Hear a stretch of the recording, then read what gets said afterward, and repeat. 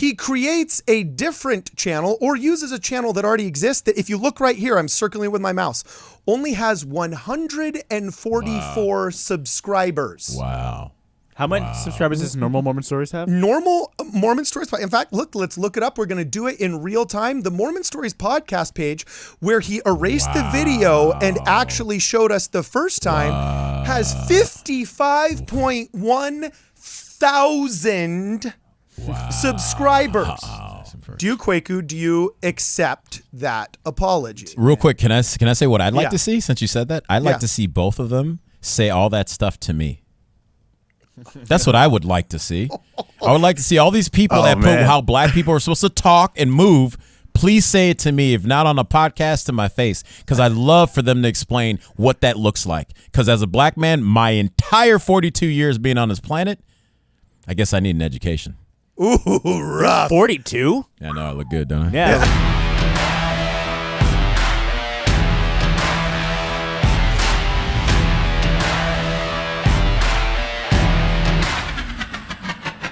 All right, ladies and gentlemen, welcome back to Midnight Mormons. I am your host, Cardin Ellis, and we are joined in the studio with Kwaku L, our friend Siaka Massaquoi, and via the Zoom link with none other than Brad Whitbeck.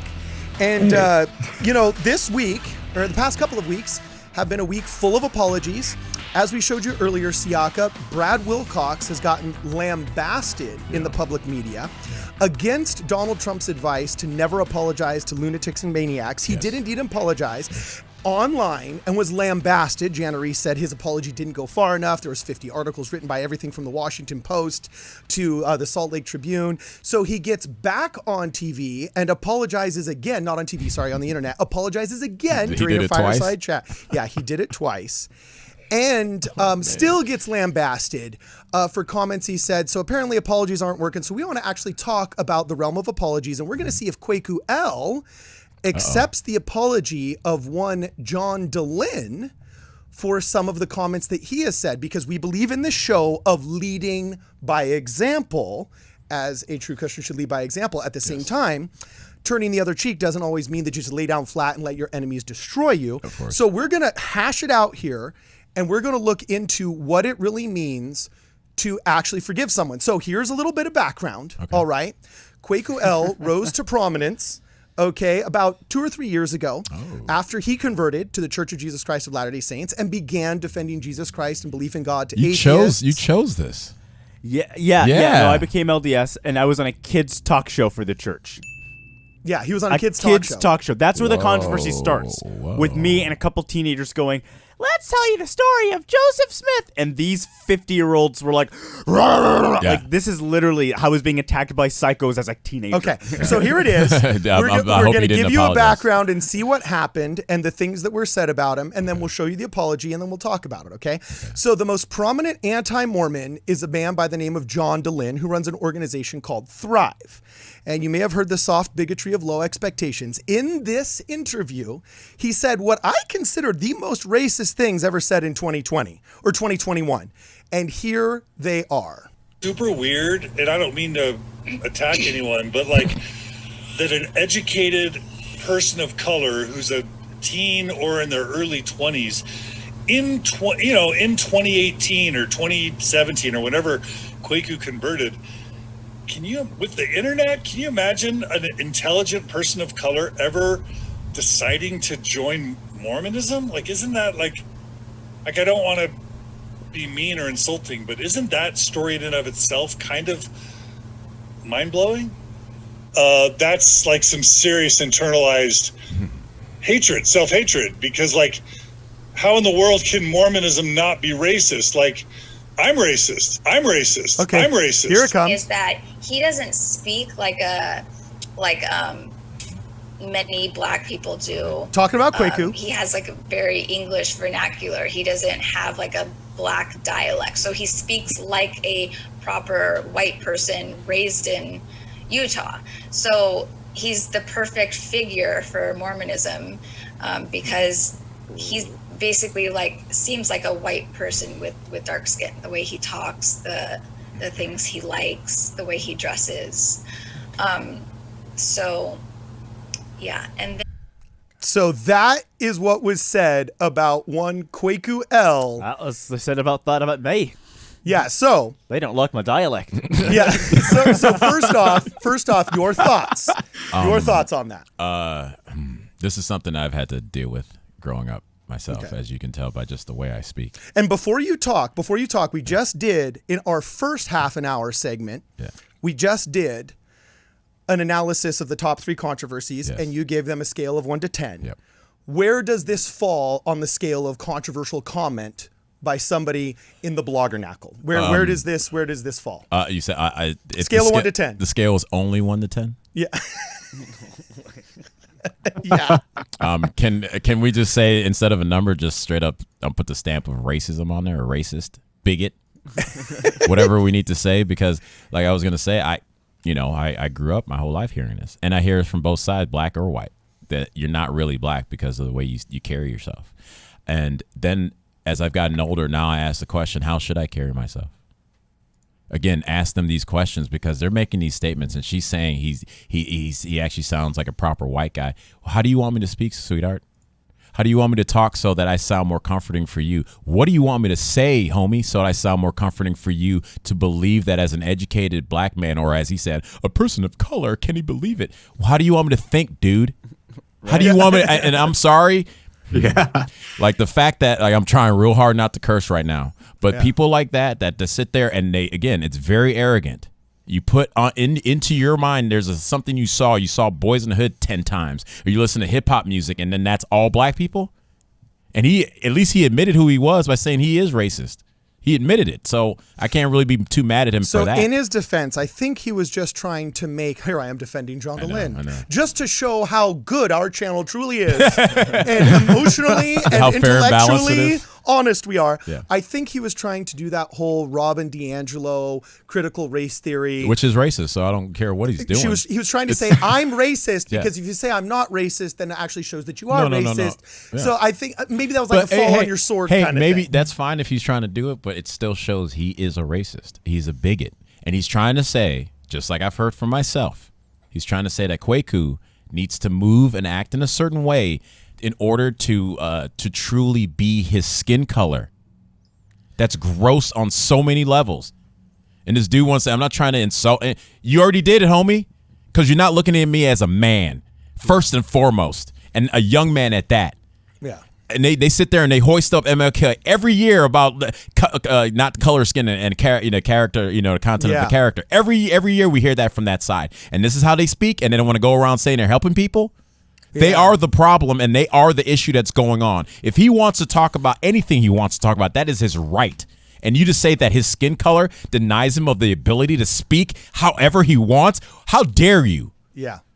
Yeah. No, and the ironic thing is that these people are all these anti-Mormons and anti-religionists and people that hate our church and stuff like that. The worst irony is they're all middle-aged white guys. Yeah. And then second off, the most prominent of them, it's actually kind of sad.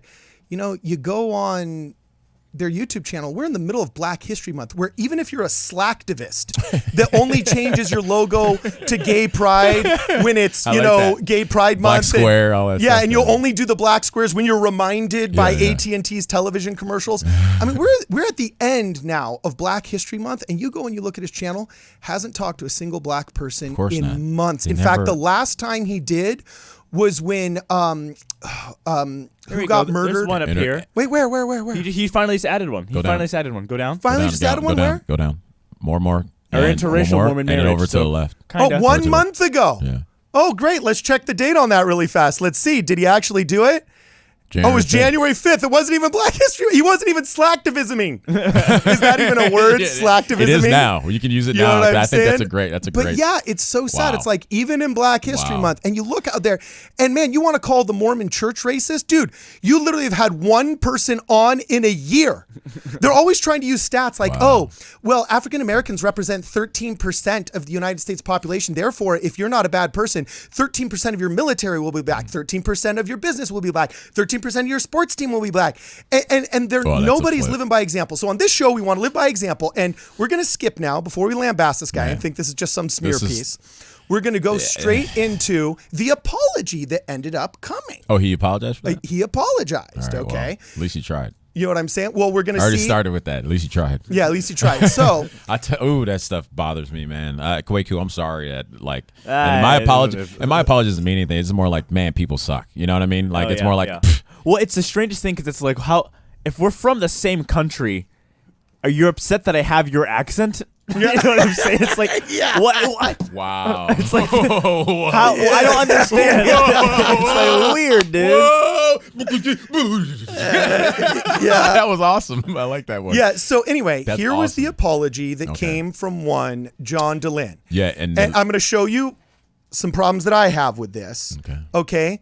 Actually, I'll just tell you right. Actually, no. Let me. Let's see it first. I don't want to siege you. I don't want to. He looks like he witness. believed in the lockdowns too. So okay, let's go. Okay. So here he goes. An apology to Kwaku L and believing Mormons of color. Hey everyone, I have an apology to make. It's an apology to Kwaku L. He's talking to you, Kwaku. All my friends of color who are of faith. So last fall, in a podcast interview, we were talking about Kwaku, the Mormon apologist, and I asked the question in the interview. You're an apologist how now. in the world could an intelligent person of color join the Mormon Church He's a black man. in You the can just modern say era, in the Google era, given its racist past In the and Google era? present racism.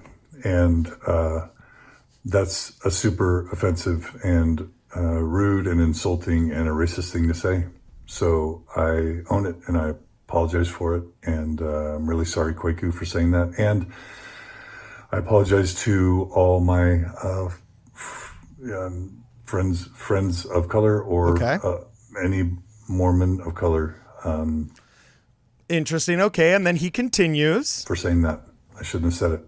And it was wrong. Don't give me a butt. The truth is I don't even believe that. I know that there are lots of reasons why people believe. But he never shows them on his why channel. They have faith. There are intellectual reasons. There are social reasons. There are emotional reasons, psychological reasons, lots of reasons. And so, full stop. I'm really sorry, Kwaku. I'm sorry to everyone. And I'll work to do better. Thanks. Okay, go for it. Question here. He said, I don't really believe that. Then why did you say it? Oh, wait, hold on a second. So to me, it's Okay, like, wait, no. That was the outro. That was the Yeah, perfect the way. timing of that Why did you say it? BYU, come to our close. Yeah. I'm like, what? That was So anyway, keep saying what you were saying. yeah, I'm like, so from a standpoint, because the topic is the apology itself, right? Yeah. So do first off, do you, Kwaku? We'll ask you. Yeah, let's ask him first. Do you, Kwaku? Do you accept that apology? I do. I'm a forgiving person. You know, I'm not like you can't define someone's entire everything by one bad moment, right? Which is what you ironically said about Brad Wilcox. That is That's true, your yeah. exact Yeah. quote So he's for Brad consistent. Wilcox. Okay, He's so you're consistent. consistent. So it's like, you know, I'm not gonna walk around like John Dehlin is a racist bigot. Like I legitimately don't think he is, right? I think he was just being stupid and is just. I think he's in a bubble of Salt Lake City woke, you know, upper middle class Cottonwood Heights Caucasian people, right? And in their political like you know love of Black Lives Matter, we have to be allies, but the only black people they've seen are the Fresh Prince of Bel-Air And your video. and So my you don't video, think right? that manifested this soft bigotry of low expectations? Well, Because for me, racism starts at the soft bigotry of low expectations, Yep. and then hard racism starts with like. Why are that, you thinking that way? well, to me, okay, here what. to No, me, which is what I good though. find- That's very yeah. ecumenical. And that's very forgiving of you. That's I great. don't find it as much racist as I find it just more demeaning of you have to think like me. And it's he has this attitude to everyone, right? Mm-hmm. So young white people he's looking at like, why on earth would you, if they become LDS, with the church's racism history and LGBT and misogyny and whatever, how on earth could you become Mormon? How are you not thinking like me? And to me, this is an example of the selfishness that we see among Yep. pundits and podcasters. It's more of an example of that, I think. Okay, I hear Brad And- wanting to jump in here. Brad. Yeah, I just when he finished his apology, I almost was like, oh, that was really, really good. And then he said the part, I don't even believe it, and went on to say, like, there are plenty of reasons people leave the church, whether they're emotional or whatever. It sounded like he was trying to still justify that people should still leave the church, not just for intellectual reasons, but also these others, right? Like, I don't know why he added that in there.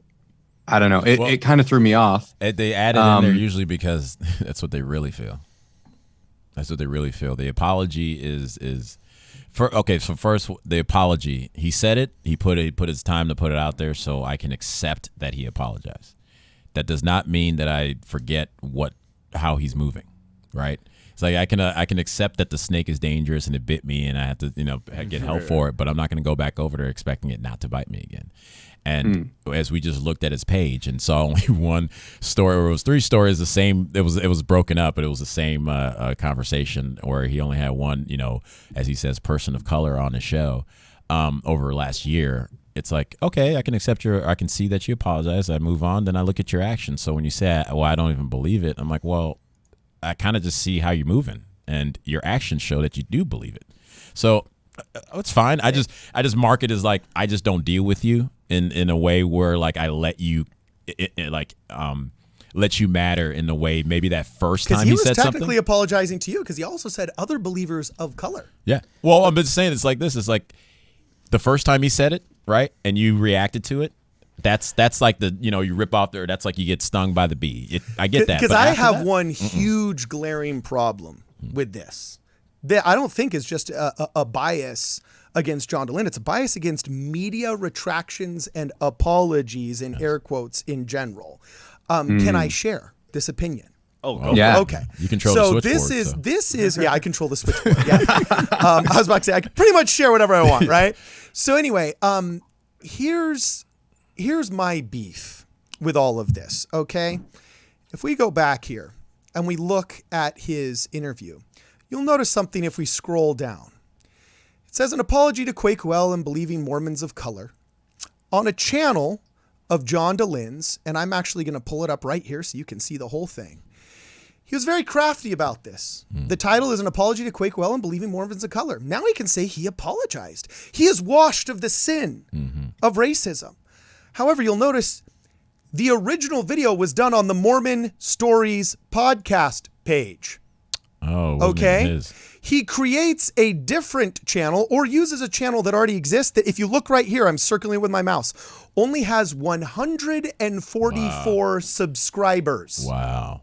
How many subscribers does Normal Mormon Stories have? Normal Mormon Stories. In fact, let's look it up. We're going to do it in real time. The Mormon Stories podcast page, where he erased the video and actually showed us the first time, has 55.1 thousand subscribers.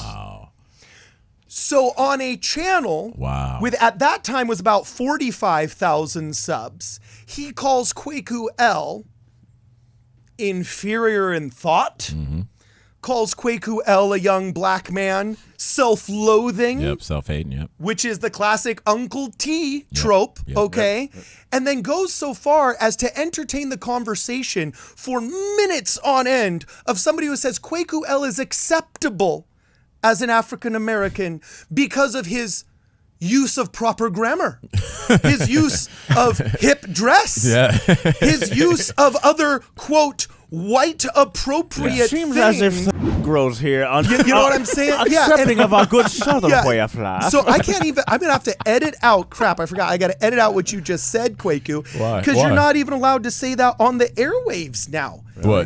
Oh, yeah, you can't say that. Really? Well, you guys are black, so you might be able to get away with it. You know what I'm saying? But how do you, no, hard pass on any N-words whatsoever. And it sounds weird. How about nearby? Well, you know what I meant when I said that. No. Here, no.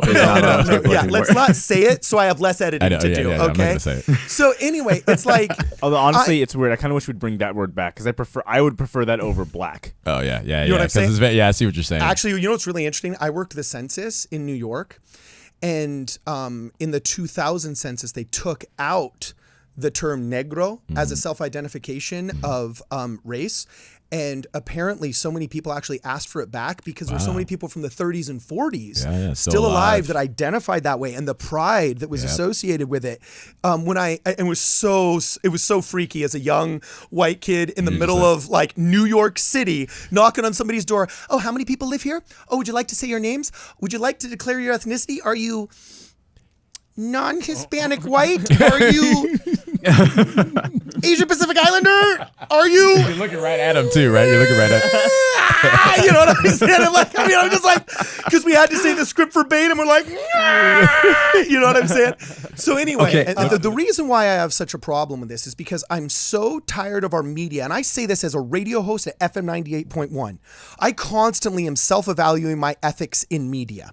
Okay? I very much believe in what they used to teach journalists, that you report the news while doing the least amount of harm possible. I used to call it the journalistic Hippocratic Oath. Do no harm. Well, you have to do harm if you're reporting on somebody's evil actions, but do the least amount of harm so maybe their kids can have a normal life and grow up without being absolutely lambasted, right? So I believe in doing the least amount of harm. But I believe in ethics in journalism, because whether we like it or not, as a radio host at FM 98.1, this is soft journalism, right? Because it's tangential to journalism. And my beef with this whole thing is I'm sick of the media putting in big, huge headlines.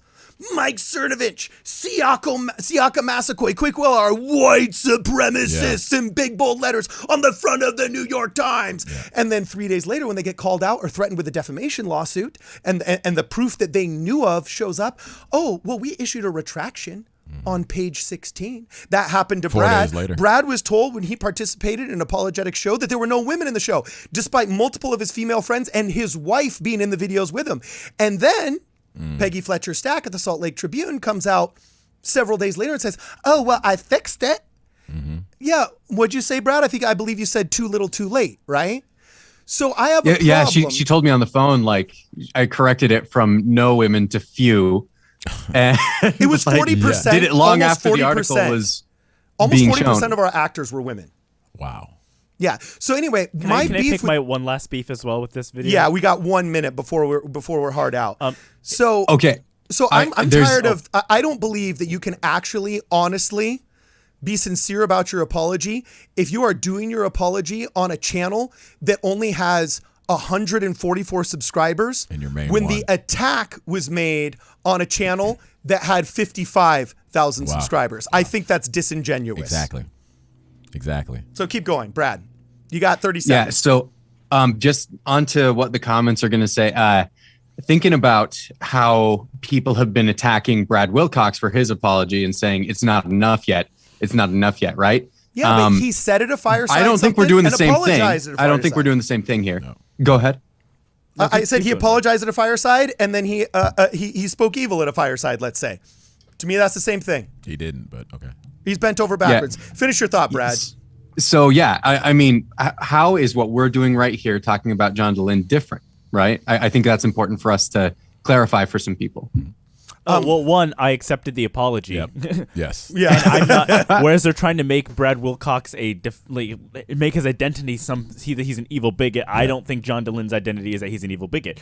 I think he's a bigot. I just don't care about him enough to care about him. That's just me, and I think that's what happens. He's a torch wielding, like, go find me those N-words. Like, that's not what he wants to do. No. But I will say the worst part I think of the video is the fact that Madeline Liebrick says worse stuff than John Dehlin. The woman, she's like a white boy, that was pretty, like, that was covered in crazy. black skin.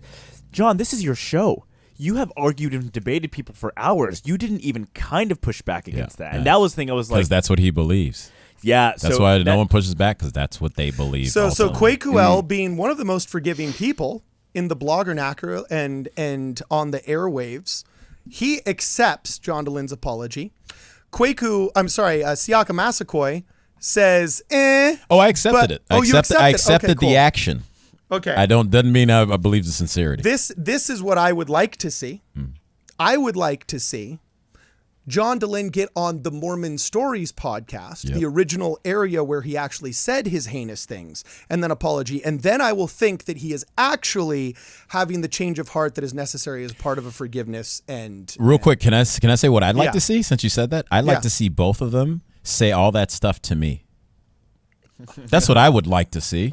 I would like to see all these people put how black people are supposed to talk and move, Please say it to me, if not on a podcast, to my face, because I'd love for them to explain what that looks like. Because as a black man, my entire 42 years being on this planet, I guess I need an education.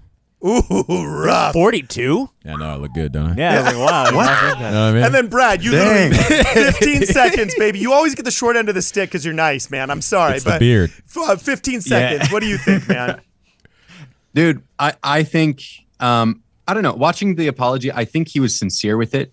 I think that I'm really glad Quick is accepting it too. I think you raise a really good point that he posted it on the channel with 114 followers. I think that's like that makes it harder to take that at face value, you know. But I think he was doing what he could to be sincere.